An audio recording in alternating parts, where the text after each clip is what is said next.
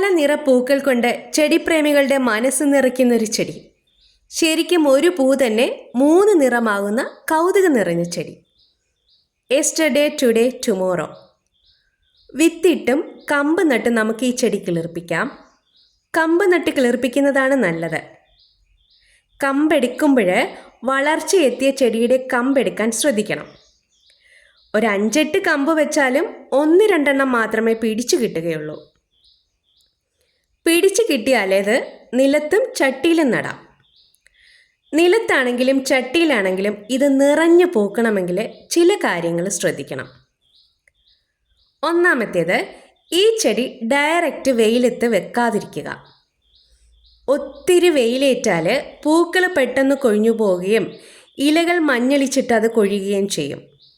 അതുകൊണ്ട് ഈ ചെടി പാർഷ്യൽ ഷെയ്ഡിലേക്ക് മാറ്റി വെക്കുന്നതാണ് നല്ലത്.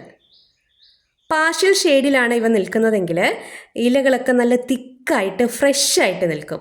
അതുപോലെ തന്നെ പൂക്കളും നല്ല ഫ്രഷായിട്ട് നിൽക്കും. ഇനി രണ്ടാമത്തെ കാര്യം നനയാണ്. ഒന്നുകിൽ എല്ലാ ദിവസവും ചെടിക്ക് ആവശ്യമുള്ള വെള്ളം മാത്രം കൊടുക്കുക, അല്ലെങ്കിൽ ഇടവിട്ടുള്ള ദിവസങ്ങളിൽ വെള്ളം കൊടുക്കാം. മണ്ണ് ഡ്രൈ ആകാതെ നോക്കണം. അടുത്തത് പ്രൂണിംഗ് ആണ്. പ്രൂണിംഗ് ഇതിന് വളരെ അത്യാവശ്യമാണ്.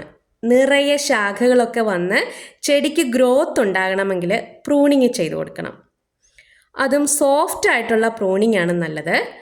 പ്രൂണിങ്ങിന് ശേഷം വളമൊക്കെ ഇട്ട് കൊടുത്താൽ ഈ ചെടിയിൽ നിറയെ പൂക്കളുണ്ടാവും.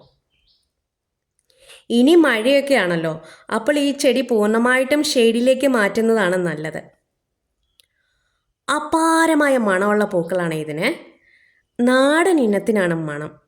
പൂക്കളെല്ലാം ഒന്നിച്ച് വിരിഞ്ഞു കഴിഞ്ഞാൽ ആ ഏരിയ മുഴുവനും ആ മണം ഇങ്ങനെ പരന്നൊഴുകും. ഇതിൻ്റെ ഹൈബ്രിഡ് ഇനവുമുണ്ട്. അതിന് അത്ര മണമില്ലെന്ന് തോന്നുന്നു. പക്ഷേ ഹൈബ്രിഡിൽ എന്നും പൂക്കളുണ്ടാവും.